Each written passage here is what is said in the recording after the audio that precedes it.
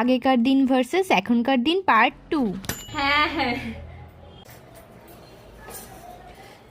মা বলছি স্নান হয়ে গেছে? ও ওই তো বৌমার স্নান হয়ে গেছে। এবার কি করতে হবে? আর তো কোনো কাজ নেই, আমি ঘরে গেলাম। হ্যাঁ না বৌমা, পায়েস বানাতে হবে কিন্তু তোমাকে, ঠিক আছে? ও পায়েস বানাতে হবে। আমাদের বাড়ির নিয়ম আছে যে বিয়ের পরের দিন বৌমাকে কিছু একটা রান্না করতে হয়। তা তোমাকে সব রান্নার পদ করতে বলছি না, বাচ্চা মানুষ তুমি বরঞ্চ একটু পায়েসই করো, আর বাকি রান্না আমি করে নেব।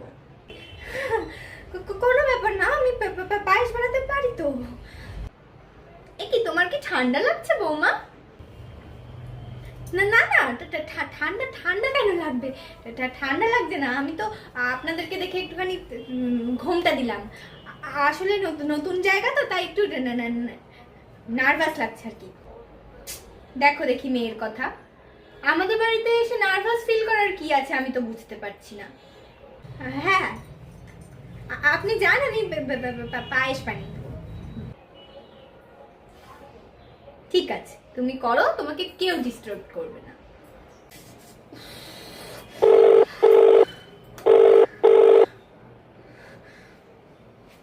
হ্যালো, হ্যাঁ মা।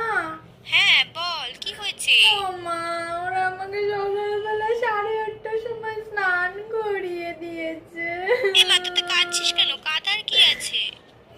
8:30টার সময় আমি বাড়িতে ঘুম থেকে উঠি না, মা আমাকে স্নান করিয়ে দিয়েছে। আবার বলছে বৌমা ঠান্ডা লাগছে। হ্যাঁ এই জন্য বলেছিলাম একটু কিছু অভ্যেস কর, অভ্যেস কর। এখন আবার বলছে পায়েস রান্না করতে। ঠিকই আছে, পায়েস কি করে বানায়? তুই একদম ভেবাবি না, একদম ভেবাবি না, কানের কাছে বলে দিলাম। এই জন্য বলেছিলাম কিছু শিখে রাখ, জানোয়ার মেয়ে। ঠিক রাখ, আছে তুই তুমি ফোন রাখ। রাখো, আমি আমি আমি দেখছি। ইউটিউব ইউটিউব দেখে পায়েস বানাবো। তুমি রাখো, তুমি রাখো। কি গো বৌমা, হলো তোমার? হ্যাঁ মা, এটা হয়েই এসছে। এখন একমাত্র অনলাইনই আমাকে বাঁচাতে পারবে। অনলাইনে পায়েস অর্ডার করব, আর এটাই শাশু মামকে খাইয়ে দেবো।